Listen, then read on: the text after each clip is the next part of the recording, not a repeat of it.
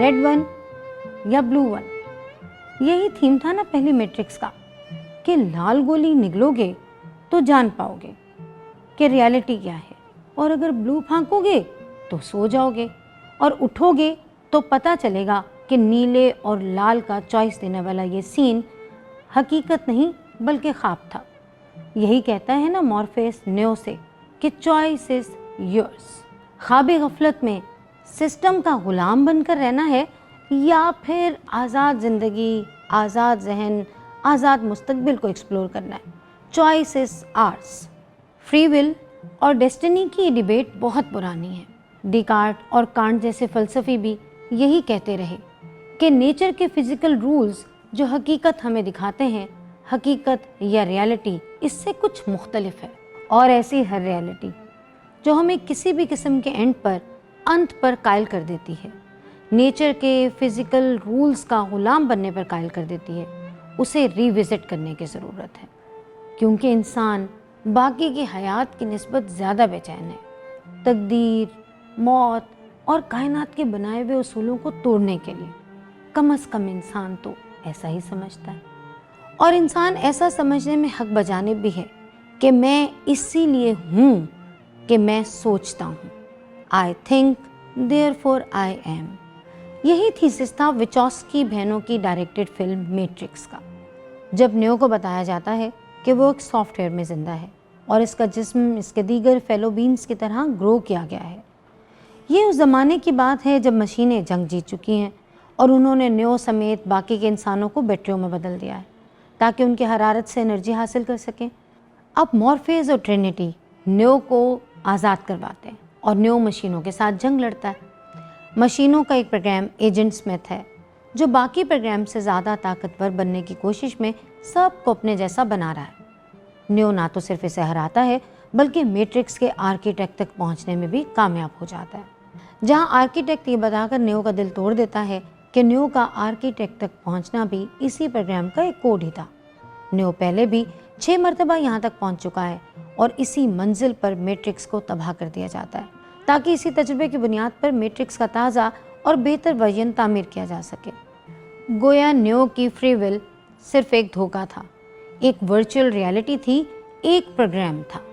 बहरहाल नेओ किसी न किसी तरह मशीनों और इंसानों में पीस करवाने में कामयाब हो जाता है और यहीं मैट्रिक्स की ट्रायलॉजी ख़त्म हो जाती है, हमें ये बताकर कि मैट्रिक्स फितरत वर्सेस इंसान का मेटाफर ही नहीं थी बल्कि इंसान वर्सेस इसके अपने ही बनाए हुए सिस्टम की अलामत भी थी।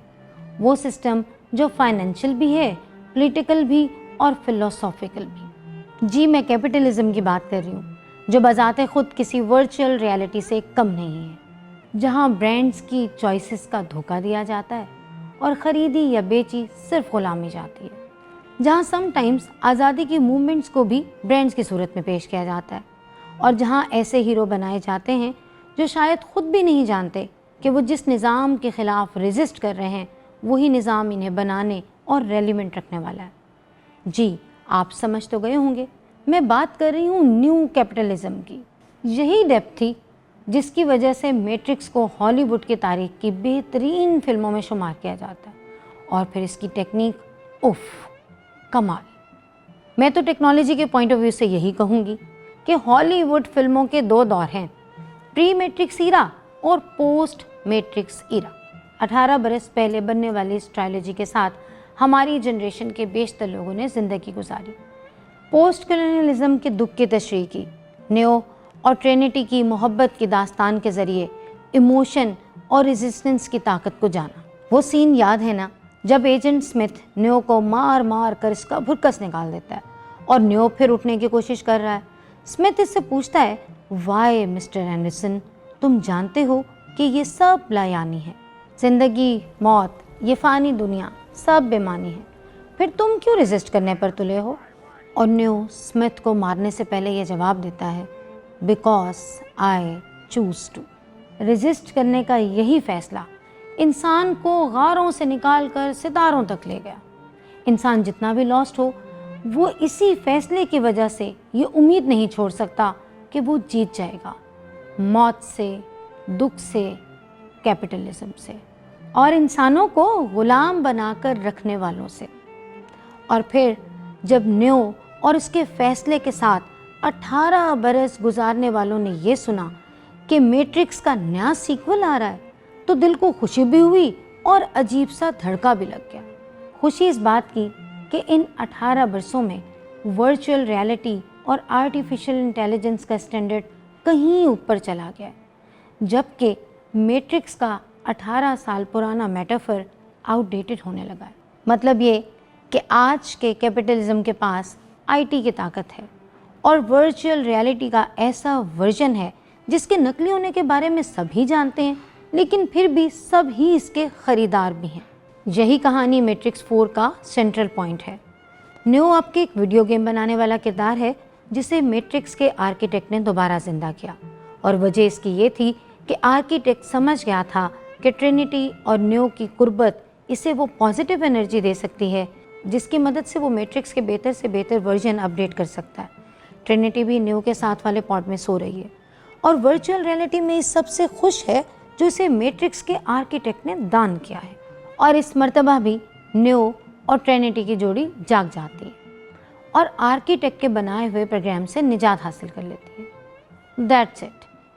मतलब वाकई दैट्स इट। और इधर मैं ये फिल्म देखकर सोचती ही रह गई कि अगर विचोस्की लाना ने ये सब कुछ रिपीट ही करना था तो इसने ये फिल्म बनाई क्यों, जबकि हम ये तवक्को कर रहे थे कि 18 साल के बाद जब वर्चुअल रियलिटी, आईटी और एआई की ग्रिप इंसान के फैसलों पर ज़्यादा टाइट हो चुकी है, इंसान फ्री विल और नेचर के साथ अपने ताल्लुक़ के बारे में ज़्यादा बाखबर हो चुका है, तो ऐसे में मैट्रिक्स 4 हमें कुछ नया ऑफ़र करेगी, एक नई इंटरप्रिटेशन, एक नई तशरीह।